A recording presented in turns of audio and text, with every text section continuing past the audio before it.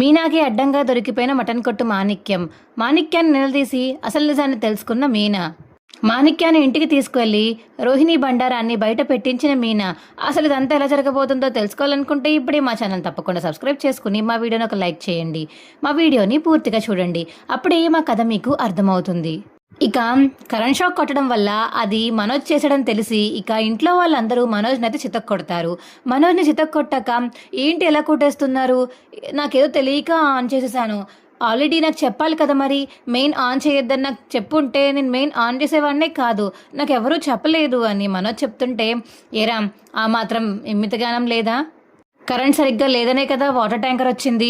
మన ఇంట్లోనే కాదు ఎవరింట్లోనూ సరిగ్గా కరెంట్ లేదు, ప్లస్ షాక్ సర్క్యూట్ అవుతుందని ట్యాంకర్ వచ్చింది. ఆ మాత్రం తెలియకుండా మన ఒక్కరికి మోటార్ పోయిందని చెప్పేసి వాళ్ళు ఏమైనా ట్యాంకర్ని పంపుతారనుకుంటున్నావా? నువ్వేమైనా పెద్ద విఐపి అనుకుంటున్నావా? ట్యాంకర్ అందుకే పంపించాడు తెలుసా నీకు ఆ విషయం?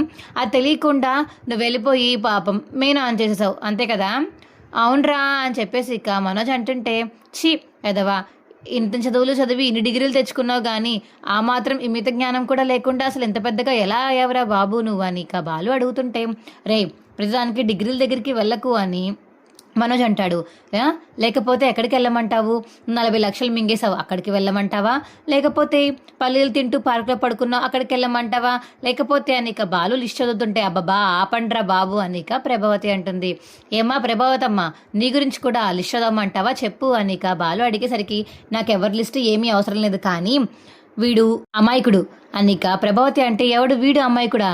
రే రవి విన్నావా? మీనా శృతి విన్నారా? వామ్మో అనిక బాలు అంటుంటే, ఏరా నీకు కుల్లిరా వీడు అమాయకుడని, వీడిని అమాయకుడిని చేసి పాపం అనేసి మాట్లాడుతున్నావా? అవునా మాతావతి గారు, మరి మీరెందుకంటే ఇప్పుడు వాడిని కొట్టారు? అమాయకుడు కదా, వాడిని ఎందుకు కొట్టారు మీరు? మెయిన్ ఆన్ చేయొద్దని ఆ ఇంట్లో అందరికీ తెలుసా తెలీదా? వీడికి మాత్రమే తెలియదంటే వీడిని ఏమనాలి? వెర్రి వెంగలప్పగాని నాకు అసలు అర్థం కావట్లేదు. ఇన్ని చదువులు చదివాడు, ఇన్ని డిగ్రీలు తెచ్చుకున్నాడు కానీ ఎందుకు పనికిరాదు, ఎందుకు ఉపయోగపడవు అవి? కనీసం బతుకు తెలివన నేర్చుకోవాలి. ఇక ఎప్పుడు నేర్చుకుంటాడో ఏంటో వీడు ఇలా ఉంటే వీడి వ్యాపారం కూడా ఇక అస్సామే అని చెప్పేసి ఇక బాలు అనేసరికి, అమ్మ చూడమ్మా వీడు అటు తిరిగి మళ్ళీ నా వ్యాపారం మీదకే వచ్చాడు, అసలుకే ఇప్పుడే నేను బాధపడుతుంటే అని ఇక మనోజ్ అంటుంటే, ఏంట్రా ఏం బాధపడిపోతున్నావేంటి అని చెప్పేసి బాలు అడుగుతాడు. లే నీకు చెప్పాల్సిన అవసరం నాకు లేదు ఛే అని చెప్పేసి ఇక అక్కడి నుంచి అయితే మనోజ్ వెళ్ళిపోతాడు. రోహిణి కూడా వెనకట్లే వెళ్ళిపోతుంది. ఏమండి వదిలేలేకపోయారా? ఎందుకని మీ అన్నయ్యని అలా ఆడుకుంటారు ఏడిపిస్తారు అని మీనా అడిగేసరికి, వాడిని ఇలా ఆడుకోకపోతే నాకు రోజు గడవదు మీనా, అయినా వాడు చేసిన పని ఏంటి చూడు, ఒకవేళ కరెంట్ షాక్ గట్టిగా హై వోల్టేజ్లో కొట్టుంటే ఇవాళ ఎవరు బతకపోదును, అందరూ చనిపోదును. చూసావా ఇవాళ కొంచెం లైట్గా షాక్ సర్క్యూట్ అయింది కాబట్టి సరిపోయింది మీనా, ఎవరికైనా ఏదైనా అయ్యి ఉంటే ఇవాళ ఎంత పెద్ద రాదంతం జరిగేదో తెలుసా నీకు? బామ్మోయ్ తట్టుకోలేకపోతున్నాను, అదా ఊహించుకుంటేనే భయం వేస్తుంది నాకు అని ఇక బాలు అంటాడు. అవునండి మీరు చెప్పేది కూడా నిజమేలేండి, నిజంగానే షాక్ సర్క్యూట్ కానీ గట్టిగా కొట్టుంటే అత్తయ్య గారు అక్కడికక్కడే చనిపోయేవాళ్ళు. అమ్మో అది ఊహించుకోవడానికి కూడా చాలా భయం వేస్తుంది. అందుకే మీనా, అందుకే వాడిని తిట్టాను. ఇంకొకసారి ఇలాంటి పిచ్చి పిచ్చి పనులు చేయాలంటే వాడికి బుద్ధొస్తుంది, అందుకనే వాడిని తిట్టాను మీనా అని బాలు అంటుంటే, సరేనండి నేను వంట చేసుకుంటాను, మీకు ఏమైనా పని ఉంటే చూసుకుంటారండి అని ఇక మీనా కిచెన్ రూమ్లోకి వెళ్ళి వంట చేసుకుంటూ ఉంటుంది. ఇక బాలుకి ట్రిప్ ఉండడం వల్ల ట్రిప్ కోసం అయితే బయటికి వెళ్తాడు బాలు. ఇక బయటికి వెళ్ళి ట్రిప్పుల కోసం వెతుకుతూ ఉంటాడు. ఇంకో పక్క మీనాకైతే ఫోన్ కాల్ వస్తుంది. హలో అమ్మ మీనా, నేనమ్మా, మొన్న మీరు డెకరేషన్ కోసం అని ఏదైనా ఛాన్స్ ఉంటే ఏదైనా ఫస్ట్ ఈవెంట్ ఉంటే ఇమ్మని అడిగారు కదా, మాకు ఇవాళ ఈవెంట్ దొరికిందమ్మా, మీరు అడ్వాన్స్గా డబ్బులు తీసుకుని ఆ సైజ్ ఎంత ఉందో అన్నీ చూసుకుని దాన్ని బట్టి డెకరేషన్ మొత్తం చేస్తారని మీకు ఫోన్ చేశానమ్మా, ఆర్డర్ వచ్చింది అని ఇక ఆయన ఫోన్ చేసి చెప్పిన వెంటనే థ్యాంక్ యూ సో మచ్ అని చెప్పేసి ఇక చాలా ఆనందపడిపోతుంది మీనా అయితే. సరే సార్ మీరు ఏ టైంకి రమ్మంటారు చెప్పండి, నేను ఆ టైంకే వచ్చి మీ దగ్గరికి అడ్వాన్స్ తీసుకుని నేను ఒకసారి ప్లేస్ చూస్తాను అని మీనా అంటుంది. సరేనమ్మా 1 గంట 2 గంటల్లో రా సరేనా, ఈలోపు నేను కూడా వెన్యూ దగ్గరికి వెళ్ళి నీకు ఫోన్ చేస్తాను అని ఆయన చెప్పడంతో సరే సరే అని ఇక మీనా చాలా హ్యాపీగా ఆనందంగా ఫీల్ అవుతూ ఉంటుంది. మీనా అంత హ్యాపీగా ఉండడం చూసి అప్పుడే శృతి అయితే కిచెన్ రూమ్లోకి వెళ్తుంది. ఏమైంది మీనా, ఎందుకు అంత హ్యాపీగా ఉన్నావు? థ్యాంక్ యూ సో మచ్ శృతి, నీ వల్ల ఇది సాధ్యమవుతుంది. నువ్వు మొన్న ఇంటర్నెట్లో పెట్టావు కదా ఇలా నాకు పూల షాప్ డెకరేషన్ ఇస్తారేమో అని, దాని గురించనే నేను కూడా చాలా వెతికాను కానీ ఇవాళ ఒక ఆయన ఫోన్ చేసి, అదేలే మొన్న నేను కలిశాను, ఆయనే మొన్న ఫ్రీ లేదన్నారు కానీ ఇవాళ చాలా ఫ్రీ ఉందంట ఆయనకి, సో వచ్చి కలిసి మాట్లాడమన్నారు, డెకరేషన్ ఆర్డర్ కూడా ఇచ్చారు శృతి అని ఇక మీనా చెప్పడంతో, అవునా, చాలా చాలా కంగ్రాట్స్ మీనా, నువ్వు ఇంత మంచిగానే ఇంకా డెకరేషన్స్ అన్నీ అచీవ్ చేయాలని కోరుకుంటున్నాను, లైఫ్లో ఇంకా పెద్ద స్పాట్కి వెళ్ళాలనుకుంటున్నాను, ఆల్ ది బెస్ట్ మీనా అని ఇక శృతి చెప్పడంతో శృతి మరియు మీనా అయితే హక్ చేసుకుంటారు. సరే అడ్వాన్స్ మొత్తం తీసుకో మీనా, ఏమీ వద్దని మొహమాట పడకు, అర్థమవుతుందా, నువ్వు పువ్వులు కొనడానికి కన్నా పెట్టుబడి ఉండాలి కదా నీ దగ్గర, హాఫ్ అమౌంట్ పైగా తీసుకో, వర్క్ అయిపోయాక మిగతా హాఫ్ అమౌంట్ వాళ్ళే ఇస్తారులే అని ఇక మీనాకి శృతి చెప్తుంటే, సరే శృతి నువ్వు చెప్పినట్టుగానే చేస్తాను అని మీనా అంటుంది. ఇక మీనా అయితే ఇక ఆ వెన్యూ ఓనర్ని కలవడానికి అయితే వెళ్తుంది. హాయ్ సార్, చెప్పండి, మీకు డెకరేషన్ కావాలన్నారు కదా అందుకు వచ్చాను సార్ అని ఇక మీనా చెప్పడంతో, అవునా దా అమ్మ, ఇదే వెన్యూ, ఇదే లోపలికి వెళ్ళి ఒకసారి నీకు సైజ్ ఎంత పడుతుంది, అమౌంట్ ఎంత అవుతుంది ఎస్టిమేషన్ చేసి చెప్తావని నేను రమ్మన్నాను, చూడు ఇదే పెద్ద హాల్, ఈ హాల్లో పెద్దగా డెకరేషన్ రావాలి, ఎంగేజ్మెంట్కి సంబంధించిన ఇది డెకరేషన్ అనమాట, నువ్వు జాగ్రత్తగా చూసుకుని చెయ్యి సరేనా, నీ శాంపిల్స్ నచ్చే నేను నిన్ను మళ్ళీ ఆఫర్ చేస్తున్నాను, మొన్న అప్పటికి నా దగ్గర ఏమీ ఆర్డర్స్ లేక నేను నిన్ను తీసుకోలేకపోయాను, సడన్గా ఈ ఆర్డర్ వచ్చింది, అందుకని నేను చేస్తావని నేను నీకు చెప్తున్నాను సరేనా, ఏమైనా డౌట్స్ ఉంటే నన్నే అడగమ్మా అని చెప్పేసి ఇంకా ఆయన చెప్పడంతో, చాలా చాలా థ్యాంక్స్ సార్, మీరు నాకు చాలా మంచి జీవితాన్ని ఇవ్వబోతున్నారు, thank you so much sir, మీరు ఇలాగే నన్ను కాల్ చేసి చాలా డెకరేషన్ బాగుందమ్మా, క్వాలిటీ కూడా బాగుంది, మళ్ళీ మళ్ళీ చెయ్యి అన్నట్టు నేను చేస్తాను సార్ అని ఇక మీనా అంటుంటే, సరే మీనా ఇదిగో అడ్వాన్స్ తీసుకో, అడ్వాన్స్ ఇచ్చారు, అడ్వాన్స్ తీసుకుని ఇదిగో డిమిట్ సంతకం చెయ్యి అని చెప్పేసి ఇంకా ఆయన చెప్పడంతో అడ్వాన్స్ తీసుకుని సంతకం అయితే చేస్తుంది మీనా. థ్యాంక్ యూ సార్ అని చెప్పేసి ఇక మీనా చెప్పడంతో ఆయన అయితే అక్కడి నుంచి వెళ్ళిపోతారు. మీనా కూడా ఇక వెళ్ళిపోదామని చెప్పేసి ఇక బయటికి వచ్చేస్తుంది. తను చాలా హ్యాపీగా ఫీల్ అవుతుంది. అమ్మో, ఇంత పెద్ద ఆర్డర్ నాకు రావడం ఏంటి, అసలు నేను ఫోటోలు తీసి డెకరేషన్ చేసి సోషల్ మీడియాలో పెట్టడం ఏంటి, ఇలా రావడం ఏంటి, అసలు అంతా వింతగా ఉందండి, ఎక్కడో పూలు కట్టుకునే దాన్ని నేను ఇంత పెద్ద వెన్యూలో డెకరేషన్ చేయడానికి నేను పనికొస్తానని చాలా హ్యాపీగా ఉంది నాకు అని ఇక మనసులో అయితే అనుకుని మీనా అక్కడి నుంచి వెళ్ళిపోతుంది. ఇక దారిలో వెళ్తూ వెళ్తూ స్వీట్స్ కొనుక్కొని స్వీట్ షాప్స్లో మొత్తం స్వీట్లు కొనేసుకొని ఇంకింటికి అయితే వెళ్ళిపోతుంది మీనా.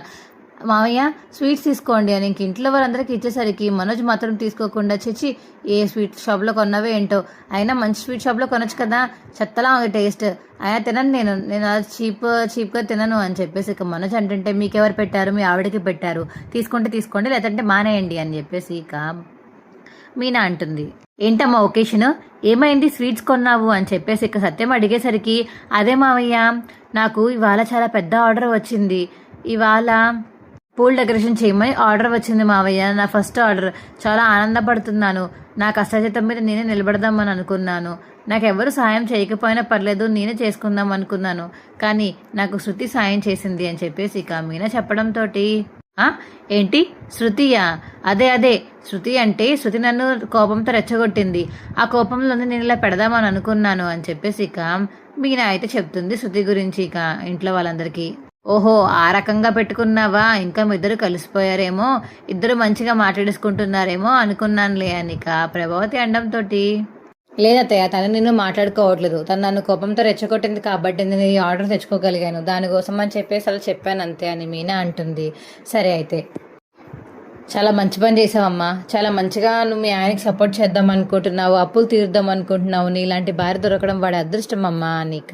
సత్యం అంటుంటే, అబ్బో బోడి పూలు మహా అయితే ఒక రోజు కడుతుంది, తర్వాత మళ్ళీ ఇంకా ఆర్డర్స్ రావాలి కదా, ఎందుకని తనని అలా పొగిడి లేపేస్తారు మీరు పైకి, దానికి అంత సీన్ లేదులే అని ప్రభావతి అంటుంటే, పొన్ను నీకుందా, పొన్ను నువ్వు జాయిన్ చేసుకో 100 మంది స్టూడెంట్స్ని నీ క్లాస్లో జాయిన్ చేసుకుని రోజు క్లాసికల్ డాన్స్ నేర్పి వాళ్ళ ఇంటికి పంపు, అప్పుడు చూస్తాను, అర్థమవుతుందా అని సత్యం అడిగేసరికి ప్రభావతి అయితే సైలెంట్ అయిపోయి నోరు మూసుకుని అలా ఉండిపోతుంది.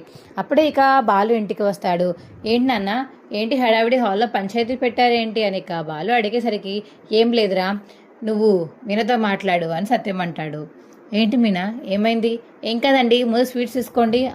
స్వీటా, అవునన్నయ్య, వదిన డెకరేషన్ శాంపుల్ చేసి చూపించింది కదా, దానికి వదినకి ఆర్డర్ వచ్చింది, చాలా పెద్ద ఆర్డర్ వచ్చింది, అడ్వాన్స్ కూడా ఇచ్చారంట అని చెప్పేసి ఇక రవి అనేసరికి, అవునా మీనా, చాలా చాలా కంగ్రాచులేషన్స్ మీనా, ఏది స్వీట్ నాకు ఇవ్వు అని చెప్పేసి ఇక స్వీట్ తీసుకొని తింటాడు బాలు అయితే. చిచిచి, ఇలాంటి చీప్ చీప్ స్వీట్స్ తింటారు కాబట్టి మీరు చీప్ వాళ్ళు, మేము కాస్ట్లీ స్వీట్స్ తింటాం కాబట్టి మీరు, మాకు మీకు చాలా తేడా ఉంటుంది అని చెప్పేసి ఇక మనోజ్ అంటుంటే, అవునరా చాలా తేడా ఉంది, ఎంత పెద్ద బిజినెస్ మ్యాన్ అయినా రూపాయి కూడా సంపాదించలేని నువ్వెక్కడ, కారు తోలుతూ తోలుతూ నెలకి 50-60 వేలు సంపాదించే నేనెక్కడ, పూలు అమ్ముతూ మా ఆవిడ సంపాదించే 10,000-20,000 ఎక్కడ, ఏదైనా దానికే ఉంటుందిలేరా రేటు అని చెప్పేసి బాలు అంటాడు మనోజ్ని. రేయ్ ఏరా ఎందుకలా మాట్లాడుతున్నావు, అన్నయ్య అనే మర్యాద కూడా ఇవ్వవు కానీ నువ్వు అని మనోజ్ అడిగేసరికి, అన్నయ్య అనే మర్యాద కావాలా, దాయిస్తాందా అని చెప్పేసి ఇక దగ్గర లాక్కుంటాడు బాలు అయితే. అబ్బా వదలరా వదలరా అని చెప్పేసి ఇక మనోజ్ అయితే వదిలించేసుకుని పక్కన నించుంటాడు. అబ్బా మీనా, ఇంత మంచి శుభవార్త చెప్పావు కాబట్టి ఇదిగో డబ్బులు ఇస్తున్నాను తీసుకో. ఎందుకండి, డబ్బులు తీసుకుని వెళ్ళి మటన్ కొట్టించుకుని రా, 4 కేజీల మటన్ అయినా పర్వాలేదు, 5 కేజీల మటన్ అయినా పర్వాలేదు, కొట్టించుకుని బాగా బిర్యానీ వండి పెట్టు సరేనా అని చెప్పేసి ఇక బాలు అనేసరికి సరేనండి అని చెప్పేసి ఇక మీనా అయితే ఇంట్లోంచి బయలుదేరుతుంది. ఏంట్రా, మాకేం అవసరం లేదు నీ మటన్ బిర్యానీ చికెన్ బిర్యానీ అని చెప్పేసి మీనా అని అంటుంటే ప్రభావతి, తినకపోతే మానేయండి, నచ్చే వాళ్ళు తినండి, నచ్చలేని వాళ్ళు పోండి అని చెప్పేసి ఇక బాలు అంటాడు. సరే సరే ఏదో ఒకటి చేద్దాంలే, పద పందు అప్పటికి వెళ్ళి కూర్చుందాం అనిక సత్యం చెప్పేసరికి ఇంకా ఎవరు వాళ్ళు రూమ్లోకి అయితే వెళ్ళి కూర్చుంటారు. మీనా అయితే ఇక మటన్ కొనడానికి బయటికి వెళ్తుంది. అక్క మటన్ కొనడానికి వెళ్తున్నాను, మీరు కూడా వస్తారా తోడు అని చెప్పేసి ఇక మీనా అడిగేసరికి ఒక ఆవిడ్ని, సరే పద మీనా, లేదా నువ్వు పిలిస్తే ఎందుకు రా నేను, పద వెళ్దామా అని ఇక మీనా మరియు పూలు కట్టే ఆవిడిద్దరు అయితే మటన్ కొనడానికి వెళ్తారు. ఏంటక్క ఇలా వచ్చావని ఇక మటన్ కొట్టు మాన్యకం అడుగుతుంటే, రే నీ దగ్గర మటన్ చాలా బాగుంటుంది కదా, నువ్వు బాగా మంచి ముక్కలు కొడతావు, ఫ్రెష్గా ఉంటుంది కాబట్టి నీ దగ్గరికే వచ్చాను రా అని ఇక మీనా వాళ్ళ ఫ్రెండ్ చెప్తుంటే, అవునా సరే అయితే ఎంత మటన్ కొట్టమంటారు, 4 కేజీలు కొట్టరా. ఏంటి 4 కేజీలా, మీరు తినేస్తారు 4 కేజీలు, ఎప్పుడు 1/4 కేజీ 1/2 కేజీలు పట్టుకెళ్తారు కదా, మీరేంటి ఏకంగా 4 కేజీలు ఇమ్మంటున్నారు అని ఇక మాణిక్యం అడుగుతుంటే, మాకు కాదయ్యా మా ఫ్రెండ్ వాళ్ళు జాయింట్ కుటుంబం, వాళ్ళందరూ కలిసే ఉంటారు కాబట్టి అందరికీ వండి పెట్టాలి కాబట్టి అందుకనే అంత తీసుకెళ్తున్నాము అని ఇక మీనా ఫ్రెండ్ చెప్పడంతో, ఎవరమ్మా మీ ఫ్రెండ్ అని చెప్పేసి అబ్బాయి అడగడంతో ఇక మీనానైతే చూపిస్తుంది మీనా వాళ్ళ ఫ్రెండ్. మీకు మీనాని చూసి ఒక్కసారిగా షాక్ అయిపోతాడు మాణిక్యం అయితే.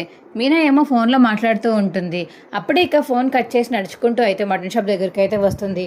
ఏది మటన్ కొట్టించేసావా, లేదే కొడుతున్నాడు, సడన్గా కింద దాక్కున్నాడు, ఏమైందో మరి అని చెప్పేసి, ఏ బాబులే కొట్టు మాణిక్యం కొట్టు అని చెప్పేసి ఇక మీనా వాళ్ళ ఫ్రెండ్ అంటుంటే, కొడతాను అని చెప్పేసి ఇక కింద దాక్కుని కొడుతూ ఉంటాడు మాణిక్యం అయితే.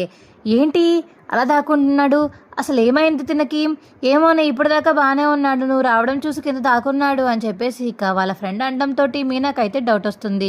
ఏ బాబు లే పైకి లే, వస్తావా బయటికి, లేకపోతే నన్నే లోపలికి రమ్మంటావా, నువ్వు కానీ దాక్కున్నావంటే మాత్రం మామూలుగా ఉండదు చెప్తున్నాను, బయటికి రా అని చెప్పేసి ఇక మీనా గట్టిగా అనేసరికి, మేడం మీరేం లోపలికి రావాల్సిన అవసరం లేదు, నేనే బయటికి వస్తాను అని ఇక మాణిక్యం అయితే బయటికి రావడంతో మాణిక్యాన్ని చూసి ఒక్కసారిగా షాక్ అయిపోతుంది మీనా. ఏంటి నువ్వేంటి, నీ పేరు నిజంగానే మాణిక్యము అంటే నువ్వు పేరు మటన్ కొట్టు మాణిక్యమా, మలేషియా మాణిక్యం అనుకున్నామే, మాణిక్యం చిచ్చి, అసలు నువ్వు ఇలా ఎలా తయారయ్యావు, నువ్వు మలేషియాలో ఉంటావు కదా అని చెప్పేసి ఇక మీనా అయితే క్వశ్చన్ మీద క్వశ్చన్స్ వేసేసరికి మీనా వాళ్ళ ఫ్రెండ్ అయితే, ఎవడు వీడు మలేషియాలో ఉంటాడా, నీకెవరు చెప్పారే, వీడు ఎప్పటి నుంచో ఇక్కడే మటన్ కొడుతున్నాడు, వీళ్ళ తాత వీళ్ళ ముత్తాత వీళ్ళ నాన్న వీళ్ళందరూ ఇక్కడే మటన్ కొట్టుకుని బతికిన వాళ్ళే, వీడు మలేషియా నుంచి రావడం ఏంటి, నీకెవరు చెప్పారు ఇలాంటి సోది అని ఇక మీనా వాళ్ళ ఫ్రెండ్ అడగడంతో ఇక మీనా అయితే మాణిక్యాన్ని కోపంగా చూస్తుంది.